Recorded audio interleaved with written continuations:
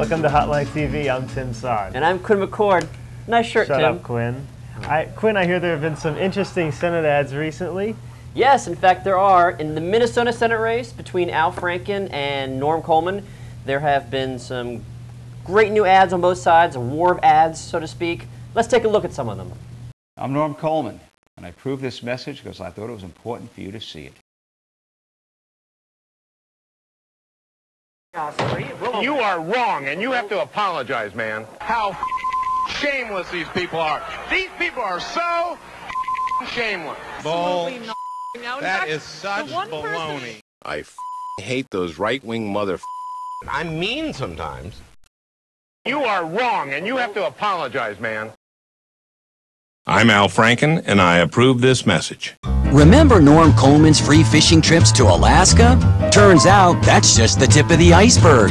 Coleman's taken 52 free trips paid for by special interests to Paris, Spain, the Bahamas. In fact, Norm Coleman's been near the top of the entire U.S. Senate in free trips paid for by special interests. Sounds like the special interests have really set their hooks into Norm. Stay tuned for more.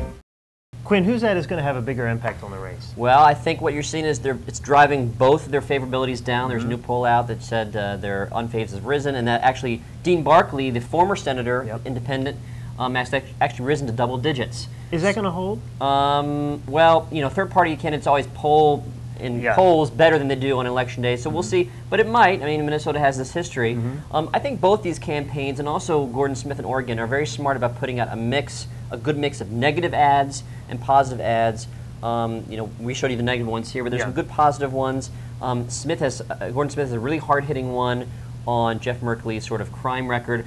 I think ads that are more sort of personal like this, and the Franken one, are better than the ones that go after, say, how they've spent taxpayers' money or corruption. I think voters are so, inured to the notion that, oh, all politicians are corrupt. You know, they're wasting our taxpayers' money. It's just background noise at this point. It is background noise. You really need to get something personal and visceral, gut hitting, to really, make an impact through this. But we'll see. They seem to be having an effect right now.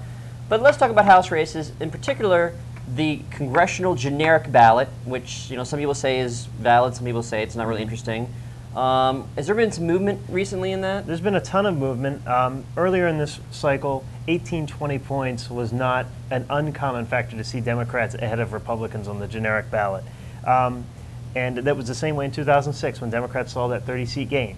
Republicans were not expecting a closing, but since the convention, Republicans have seen that close very tightly. In our poll today, actually, the Hotline Diageo poll, it is in the 6 points in the generic ballot. That is a huge turn. Now, the generic ballot doesn't tell us everything about this race. Democrats still have a huge money advantage going into the fall. Democrats are pumping money into races that they have no business winning. So they have almost more money than they know what to do with in some of these races, apparently.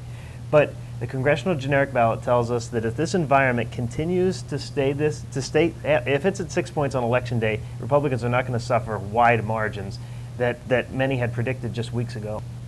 But Tim, isn't there often sort of a built-in Democratic advantage in the generic congressional ballot? There's a natural 2 or 3. Some people say 2 or 3 point swing towards Democrats, where that would be a break-even point for both Democrats and Republicans. So Democrats have a natural sort of advantage. But if Republicans go into election day with a 6 point, with a single-digit gap between them and Democrats on the congressional generic ballot, they are not going to be looking at the wide double-digit margins that some had predicted just weeks ago for their loss. All right. Well, stay tuned to Hotline TV to read more about these great House and Senate races. So much more interesting than the presidential race. Yeah, who wants that? That's all for today. I'm Quinn McCord. And I'm Tim Sod. We'll see you next time on Hotline TV.